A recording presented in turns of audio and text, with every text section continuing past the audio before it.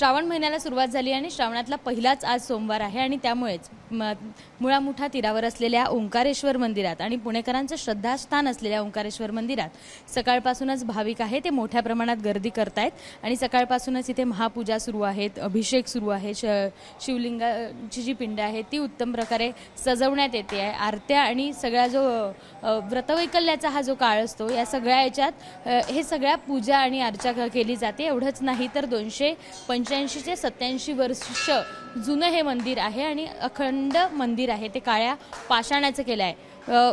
मुळामुठाच्या तीरावर बसलेल्या या मंदिराचं एक महत्त्वाचं वैशिष्ट्य आहे ते म्हणजे अनेकदा जेव्हा मोठ्या प्रमाणात पाऊस होतो त्यामुळे तेव्हा हे मंदिर पाण्यात देखील काही प्रमाणात गेल्याचं आपल्याला पाहायला मिळतात। आपल्यासोबत महाराज आहे, महाराज पुजारी आहेत, ते काय नेमकं यंदाचं वैशिष्ट्य आहे श्रावण महिन्यात? श्रावण महिना हा म्हणजे नेहमीप्रमाणेच चालू असतो, तर श्रावणातले ह्या वेळेस 4 सोमवार सकाळी 5 वाजता लघुरुद्र सुरू झाले, अभिषेक चालू झाले। हे दिवसभर हे रुद्र अभिषेक चालू राहणार।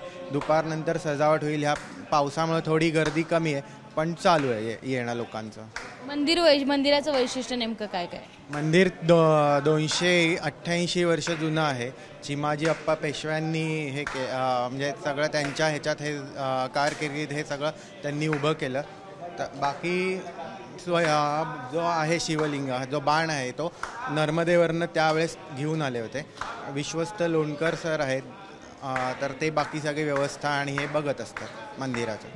पेशवेकालीन हे मंदिर आहे आणि एवढंच नाही तर या मंदिरात दर्शनासाठी संपूर्ण श्रावण महिना मोठ्या प्रमाणात गर्दी असते आणि आज पहिलाच सोमवार असल्याने सगळे पुणेकर मोठ्या प्रमाणात गर्दी करताना दिसत आहेत। कॅमेरामन अमोल गवाळेसह शिवानी पांढरे, ABP माझा, पुणे।